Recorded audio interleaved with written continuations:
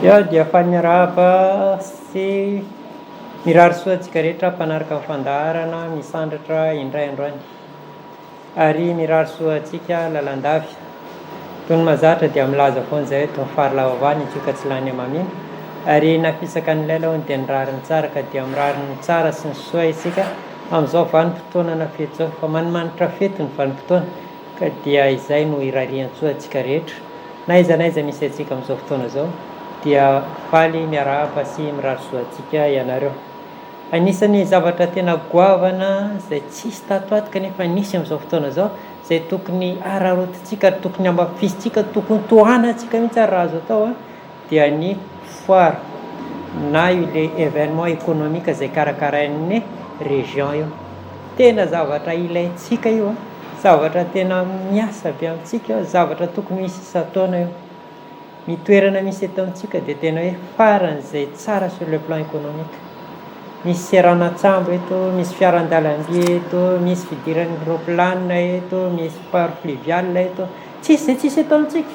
Izany hoe tena mendrika ary tokony isy lalandava izany événement économique eto amin'ny tanànantsika ty. Ka eto zany dia manentana antsika rehetra sady mampirisika antsika rehetra, miangavy antsika rehetra mba hanohana ny hetsika ataon'zareo fa tena tombontsoa lehibe ho an'ny faritra misy antsika io zany. Rehefa tsy afaka hanohana amin'ny fitaovana ianao dia manohana ambavy ianao, raha tsy afaka manohana ambavy ianao dia manohana ambavaka ianao, ataovy izay moyen ahafahantsika zany fa amiko manokana zany dia tombontsoa lehibe ho an'ny région Atsinanana io ary indrindra ho antsika eto amin'ny la mairie na ny tanànan'ny Toamasina. Zay angamba no tiako tsindriana amin'iny satria anisan'ny mivohy ny fiatsaran'ny fiainana, fiatsaran'ny rafitra économique sy ny zava-misy ara économique eto amin'ity faritra misy antsika ity ny tena dia manamafy an'izay olona mivohy sy mandeha amin'izay lalana zay. Ka anisan'ny zavatra iray izay tsara ho amafisina sy tsara ho tohanana zany io resaka manifestation économique izay hisy le 1er 2 3. Raha nisy fotoana nga raha tadidinareo fa niresaka momba an'io teto hoe tokony misy événement culturel ngeda be aty, festival na manifestation économique toy ny tranga zao. Ka dia manamafy an'izay zavatra misy zay manohana ary mampirisika antsika rehetra mba handray anjara sy hanamafy an'izay zavatra ho hisy ato amin'ny tanànantsika zay. Maromaro ny efa vitantsika kasika an'izay le fanontaniana namana zay. Betsabetsaka ny efa nentina teto ary betsaka ny adihevitra ny efa nalefantsika teto dia mbola mitohy amin'izay zany ny zavatra ho resahantsika androany satria ny fanontaniana mipetraka zany dia le hoe tokony hanaraka le firorotana misy ve. Zay zany le question napetraka ny namana anankiray hoe misy le antsointsika hoe tendance zany. Zavatra tena manahirana zany ny tendance. Zany hoe rehefa misy zavatra miforona anankiray dia ny olona rehetra lasany daholo. Ary rehefa lasany ny olona rehetra, raha ohatra ka tsy makany ianao zany dia mety hosolafaka. Raha makany ianao nefa ka tsy mahay makany dia lasa fitaovana. Dia zay zavatra zay zany no nametrahana namana fanontaniana, nametrahan'ireo mpiaino ny fanontaniana hoe ohatrohatra n'ino fipetraka izay le resaka firorotana misy zay na hoe tendance misy zay. Tokony hanao an'ireny tendance ireny ve tsika sa tsy tokony hipetraka amin'ireny tendance ireny fa andeha mitokana. Sujet anankiroa zany no entiny eto androany raha ohatra ka hanaraka tendance atsika dia ohatra n'inona. Raha andeha hanao ny projet tsika dia inona no zavatra tsara apetraka sy tsara atao mba ho hisy fiantraikany amintsika. Ny antony hanaovana zavatra iray dia hisy ny fiantraikany amintsika zany. Mba hisy zavatra azontsika raisina, mba misy zavatra alatsika amintsika. Marina hoe hisy ny fanasoavana, jerena ilay amin'ny ankapobeny fa jerena ihany koa hoe inona no misy fiantraikany aty amiko. Na eo amin'ny lafiny social, na amin'ny lafiny économique, na amin'ny lafiny culturel, na amin'ny lafiny zavatra hafa fa tsy maintsy jerena foana zany izay le hoe hatraiza fiantraikan'izay zany eo amintsika. Ny tendance zany na ny firotan'ny zavatra anankiray dia zavatra tsara ary zavatra tsy azo elana satria misy izy au niveau local. Pataloha menamena malaza zao dia menamena daholo eo an-tanàna. Raha manao pataloha mangamanga ianao dia voahivoko ao anatin'ny fiarahamonina na imezan'ny olona na tsisy Covid ny entanao. Zay zany le tendance. Dia mitovy amin'izay hatrany zany ny amin'ny resaka lamba na amin'ny resaka mila tsika zany sadapta amin'izay le resaka misy zay. Mila tsika mijery tsara hoe tokony sa tsy ho tokony, mitombona sa tsy mitombona. Misy ny tendance mety amin'ny toerana misy atsika fa tsy mety amin'ny toerana hafa fa tsy mety amin'ny toerana misy atsika. Dia hoe zany tsika tokony hitandrina. Misy ny tendance mbola any amin'ny toeran-kafa izy fa hiditra ty amin'ny toerana misy atsika. Zany hoe raha lolondoha fisorina ianao zany mametraka an'ilay tendance eo amin'ny tanànanao dia tena ahazo vola. Dia ohatran'izay zany ny fipetraky ny hoe tendance, tsara dinihana, tsara fakafakaina, tsara zany tsika miprevoir aiza ny lalana hidirana ao aminy. Io zany misy eo amin'ny resaka varotro, misy amin'ny resaka fiainana andavanandro, misy amin'ny resaka finoana, misy amin'ny resaka kultoraly. Misy zavatra tsy azo ialana, misy zavatra tena hoe ny olona rehetra manao azy daholo. Miverina andoharano. Resaka misy mivoy zao zay ary resaka tendance zay zavatra zay. Miditra ao anatiny ianao raha tsy voafehinao izy dia victime ianao. Tsy miditra ao anatiny ianao ny olona rehetra manao azy dia very finanana ianao. Ohatra anankiray zay raisiko zay. Ny telefona misy caméra anankitelo. Raha manana an'le izy ianao dia misongadina eo amin'ny fiarahamonina fa misy fiantraikany any amin'ny paozintsika hoe le zavatra. Ka eo amin'izay zavatra zay zany no tiana ho apetraka sy tiana fakafakaina amin'izao fotoana zao satria milaza foana antsika hoe ny kasinga efatra dia mijery hatrany ny hoe aiza ny mety amintsika sa tsy mety. Raha zavatra kasinga hafa ianao ka manao zavatra mikasika kasinga rano dia eo anao ny raisina. Dia ohatran'izay zany le analizy atao amin'ilay tendance. Ny manarakaraka an'izay dia hoe misy ny be sy ny maro mirona any amin'ny lalana deso. Miaraka daholo jiaby mandeha amin'ilay izy fa tsy natao an'ilay toerana ilay izy, tsy natao an'ilay tanàna ilay izy, tsy natao an'ilay olona amin'ny faritra ilay izy. Zay zavatra zay zany dia ilana fitandremana be satria raha ohatra tany amin'ny 1980 à 2000 zany no lamaody ny miasa an-tsambo. Amin'izao fotoana zao ilay izy efa manomboka lasambalana. Raha hitantsika angamba ny tao aoriana amin'ny corona somary sasahirana ihany ny miasa an-tsambo. Dia mitovy amin'izany koa ny resaka tourisme. Hoe alohan'ny corona dia tena tendance tena natanjaka tena novoizina ary nanana izy azy ny resaka tourisme. Amin'izao fotoana zao andala mpiakarana ny lalana tourisme. Dia zay le tendance resahako amintsika eto. Hoe andala mpiakarana, andalana mamerina ny ainy ny resaka tourisme tsika. Ny zavatra tenihana anatin'izay zao raha resaka tourisme zay tsika dia ny resaka corona. Miala dia miverina dia miditra dia miala dia miverina dia miditra dia ohatran'izay hatrany. Raha manaraka antsika amin'ny vaovao zao dia miakatra tsy kelikely, mora dia mora le corona. Raha anatin'ny domaine touristika zany tsika amin'izao fotoana zao dia efa tokony manaraka akaiky an'izay zavatra zay. Ohatran'inona ny fiafarany resaka corona ty. Inona ny mety ho fiantraikan'izay amin'ny resaka transport? Inona ny fiantraikan'izay amin'ny resaka restauration? Inona ny fiantraikan'izay amin'ny resaka hôtellerie? Ireo rehetra ireo zany amin'ny asa tanana. Misy fiantraikany daholo zay zavatra jiaby zay. Ka zay zany le tiako resahana mbola ao anatin'le tendance ihany tsika zay. Exemple zany eo ny raisiko hoe avant corona, pendant corona, après corona. Inona nisy teo alohan'ny nisy ny corona? Nandritra ny fisiny tena hoe katona tanteraka ny toerana rehetra, nandritra ny taona iray mahery. Aorian'iny tsy posipozy le velon-tegna mikasika ny tourisme. Zao vao manomboka miakatra. Ka zay zavatra zay zany dia apetraka eto ho discutena hiadiana hevitra hoe mila mitandrina amin'ny resaka tendance. Miakatra ny tourisme zany zao, azo atao hoe ny plonge ao anatiny ao dia hisy vokany tsy ho ela ilay izy. Ho avy ny Noely zao, ho avy ny farantaona, ny vorontsiloza, ny gisa, ny gana, ny akoho, ny bûche de Noël dia tendance zay zavatra zay. Ny olona rehetra anao any daholy fa moa ve misy toerana isisianao zay zavatra zay, misy toerana ho anao ve anatin'izay voalaza zay, manana traikefa amin'io ve ianao, mifanaraka amin'ny toetra anao ve le izy, mifanaraka amin'ny traikefa nananao ve le izy. Atao le resaka satria anatin'ny fiainana sarotra atsika zao ary anisan'ny miady azy fiainana izay tsika resaka nataony namana le izy. Tatoato zany dia mihodinkodiny eo akaikin'izay resaka fidiram-bola, fitadiavam-bola, fomba fiainana zay zany fanontaniana mipetraka eto aminay. Ka anjarantsika zany mahita hoe aiza ho aiza ny lalana izorana amin'izay tendance ity. Ny iray faharoa zany dia hoe ny fitokanana.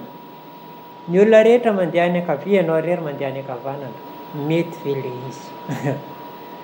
Zay zavatra zay zany dia anisan'ny zavatra tena sarotra kanefa azo atao. Sarotra hoy aho kanefa azo atao. Zany hoe ny olona manana ny toetra ohatran'izay zany dia olona nahatokana hamakilay. Zay le zavatra marihana voalohany indrindra hoe mamakilay. Zavatra mbola tsisy nanao kanefa ataonao. Ny voalohany indrindra dia mila matanty ny vavan'olona ianao. Faharoa manarakaraka an'izay mila mahazaka ny fahatiantoka ianao. Fahatelo manaraka an'izay mila mahari-pery ianao. Raha vitanao zany zay voalaza zay dia anisany afaka mandeha mitokana.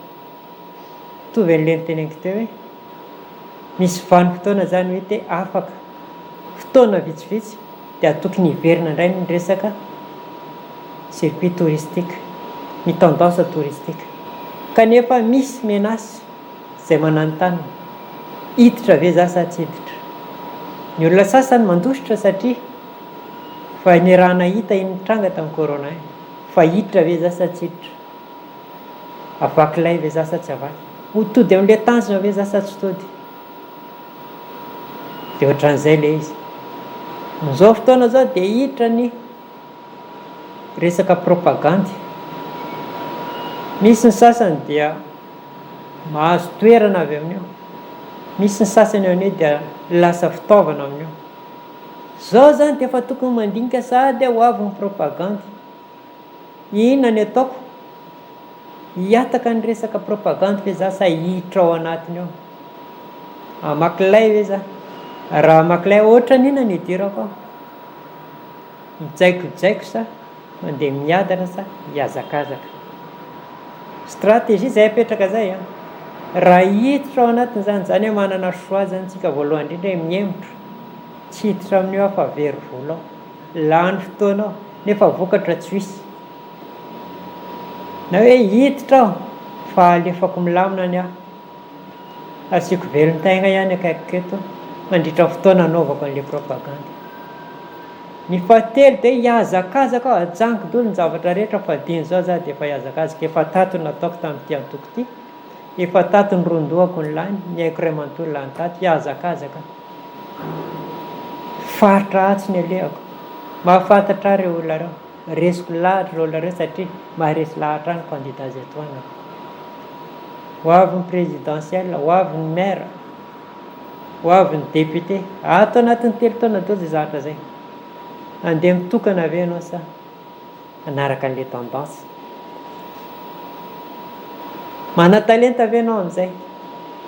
Mana-talenta maka sary sa mana-talenta mahay mihira sa mana-talenta mahay mandihy sa mahay-talenta mampiresaka sa mana-talenta an'ilay stratégie ve? Dia dinihana ohatrohatran'izay. Arakarak'izay situation misy ianao zay zany ny toerana izay hipetrahanao, ny traikefa nananao no ahafahanao mahita. Ny resaka teo resaka tourisme, ny resaka Noël, ny resaka propagandy. Dia azontsika hitarina be dia be zay resaka tendance zay.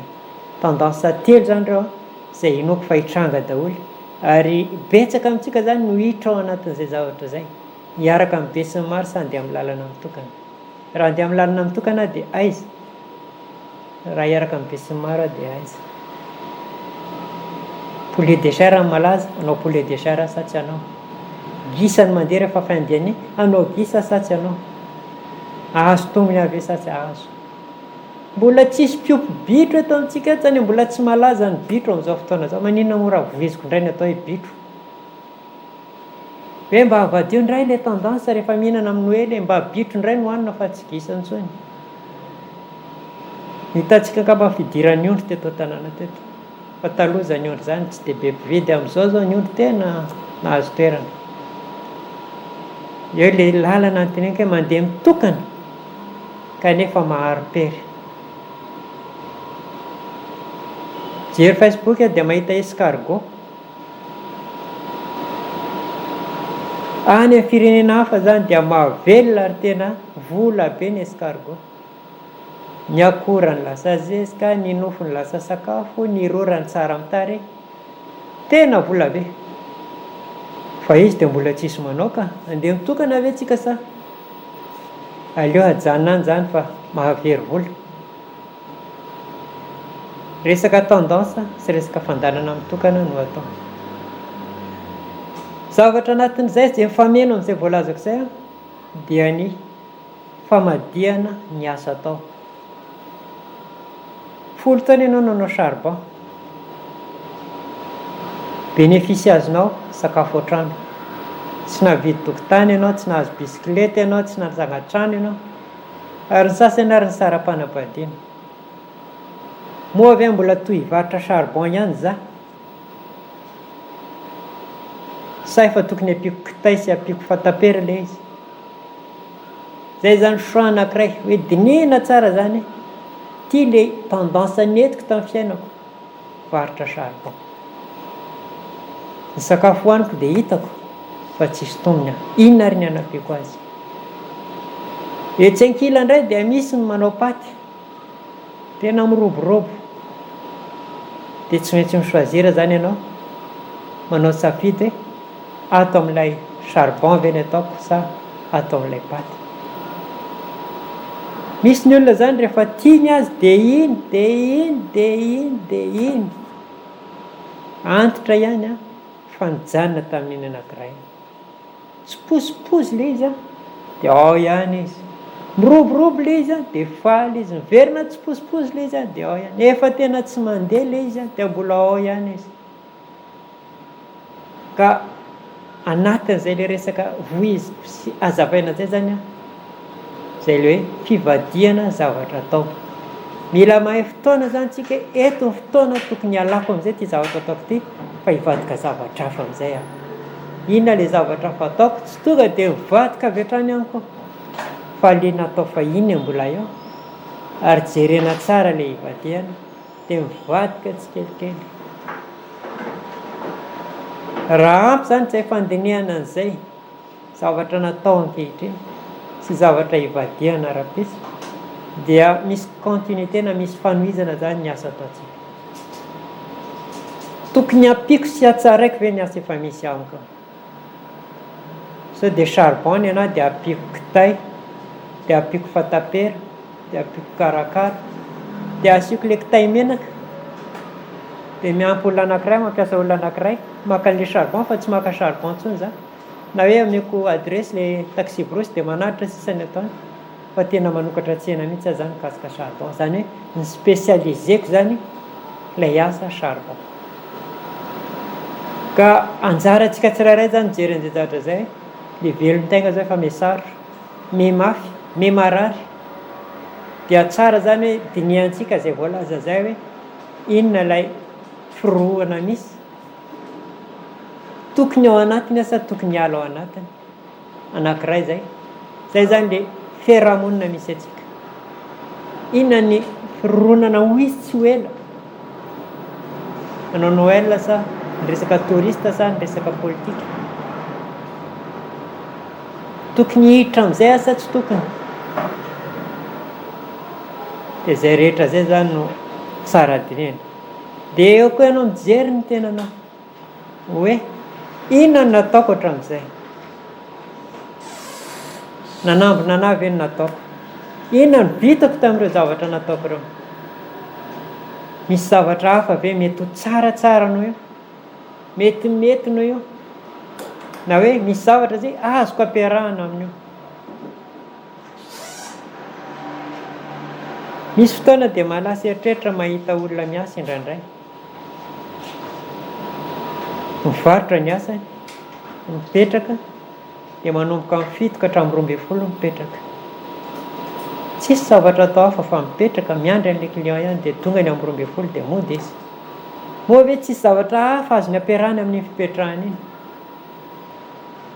Eo zany tokony hodiniantsika kely any izay zavatra izay misy zavatra azony ampiarahana amin'ny fipetrahana iny ve. Dia izay zavatra izay zany no ahafahany manatsaratsara kokoa.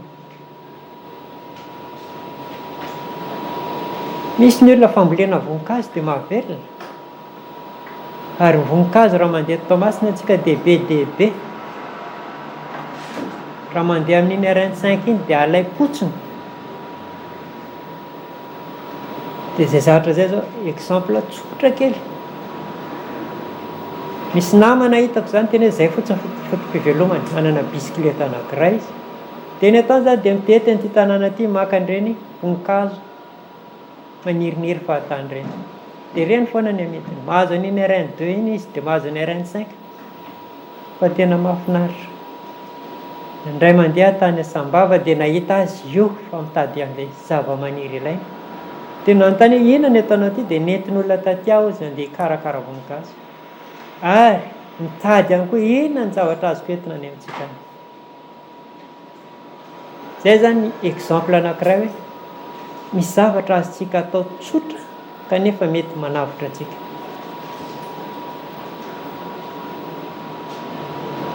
Misy namana manao an'ireny pépinière ireny dia tena tsotra fa dia mandany aina e. Tsy maintsy mivoa amin'ny 4 maraina mandrozy dia manao an'ilay ombrage. Dia manala an'ilay biby kely fa tena velona izy. Tena mimitatra ary betsaka ny olona mitady ao. Izy indray manao hoe oka aloha. Vao mahita pahaza latsaka izy dia efa rofiny. Mahita coco royal izy dia efa maka. Coco vary masaka. Zanaka corosol. Rehefa mandeha ny andalina efa mimeza rehefa miaraka aminy. Vao mahita zava-maniry ireny izy dia efa moka dia efa ambolena. Fa rehefa miditra ao an-tokotany dia azoko tsara efa manina izy manao an'izay zavatra izay. Misy ny alany volany fa ny ankamaroany ao dia zavatra rofiny teny andalina teny. Zany coco royal zany tena lafo vidy be. 25 000 francs zanany kely anankiray tsy ampy 10 cm. 125 000 francs eo amin'ny 50 na eo amin'ny 1 mètre. Ilay izy nefa zavatra nitsipony fa tsy zavatra novidiny. Dia izay zavatra izay zany no hoentiko hoe mahasamy persy an'ilay tsena izy. Narary izy aloha nanao azy, nijaly izy, niaritra izy. Izay vao navita an'izay zavatra nalehan'izay. Ka apetraka zany hoe andeha hitokana dia ina ilay atao. Andeha hiaraka amin'olona, oviana ary ahoana ny fahana miditra ao. Inona ny efa nataoko hatramin'izay? Mbola tokony ho tohizako amin'izay ve sa efa tokony hivadika zavatra hafa sa tokony ampiako ilay zavatra ataoko eo? Dia izay zavatra izay zany afaka hanampy antsika na tsaratsara n'ilay velon-tegna ny teneniko teo satria averika any hoe mafy ilay fiainana. Ny tendance zany zao dia ho avy Noely. Inona ny zavatra metimety ataontsika mba hapeta ilay Noely sy ahitana tombony amin'ilay Noely mba hisy fiantraikany aty amintsika ilay Noely fa tsy ilay mivoaka dia lasa ny tolo jiaby. Efa miasa birao moa zany dia atao ana fa niazy efa iny. Manatsara ny asany ataony fa antsika ilay manao velon-tegna mitokana zany tiako ambara anatin'ilay. Ho avy ny propagande ela sao dia misy anjara toerantsika any anatiny any. Ny resaka dépliant, ny resaka t-shirt,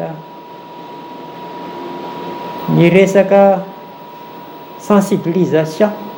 Be zavatra ao anatin'izay resaka propagande zay. Ary eto Madagasikara ny candidat présidentiel dia 70. Zany hoe misy olona 70 zany andeha amin'ny tanàna misy anao. Tsy maintsy andalo eo satria candidat izy. Dia inona amin'izay zany mety ho zavatra mety hilatsaka amintsika zany raha ohatra itsika manao an'izay.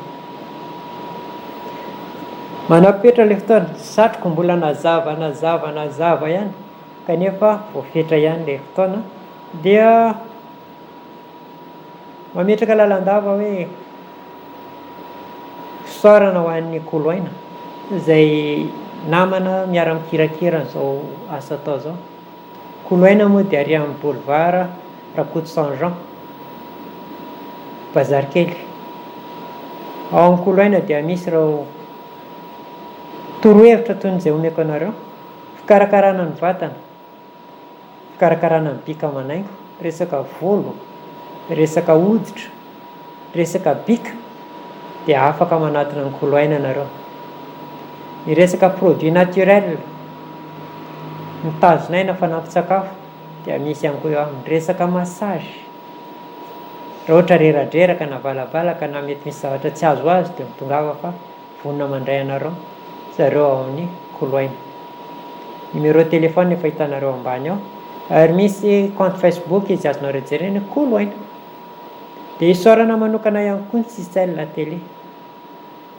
Tsara ny fiaraha-miasa ary naharitra ary hita hoe mandroso ny asa, ka dia isaorana be dia be zany station radio télé Sisel izay mampiatrano sy mamela antsika hitafatafa sy hifanakalo-hevitra. Isaorana ihany koa Sera Studio eo amin'ny lafiny teknika, manampy be dia be amin'ny torohevitra sy ny fomba ivoahana hanatanterahana ny asa izay atao. Azontsika atao ihany koa zany miditra amin'ny Sera Studio rehefa misy page ao hoe feu terre hoe na hoe ny kasinga efatra, dia afaka mivoaka ao daholo zany izay zavatra ho ataonay eto. Betsaka ny tombontsoa mety ho azo ao amin'ny Sera Studio zany dia miandraikitra mikasika ny sera ry zareo, manampy ny resaka sera fanavoizana ny resaka média zany. Ka mitongava manatona ny Sera Studio dia afaka hanampy anao ry zareo. Ary tsy adino itsika mpiaino, matoa ny tenanay mbola eto, matoa izay mbola afaka miresaka, dia noho ianareo mpiaino, noho ianareo mpanaraka amin'ny fandaharana isaky ny zoma sy sabotsy, isaorana anareo zany ary sarobidy aminay ilay kopakopaka ataonareo rehefa eny an-dalana ireny. Singanina manokana an'izany be sakay sy teteza taona, izay mikopakopaka lalandava rehefa mandalo eny dia averina ilay kopakopaka ataonareo, kopakopaka misaotra amin'ny fakahirezana. Dia zay angamba ny azo ambara sy azo atolotra androany. Mametraka fisaorana lalandava. Fanambarako teo zany azonareo atao no mandeha any amin'ny Facebook, azonareo atao ny miantso an-taroby, ary maivamaivana kokoa ngamba manatona eto. Raha mila sosikevitra amin'ny asa atao, mila sosikevitra amin'ny fitezana, mila sosikevitra amin'ny fakana fanapahan-kevitra goavana, dia mitongava. Na iadiady hevitra tsotra ihany ary dia afaka ataony miresaka, azo ataony fanapatapakahatra. Zay no azo atolotra androany. Raha misy sosikevitrinareo dia aza misalasala, mametraka veloma mandram-peony indray.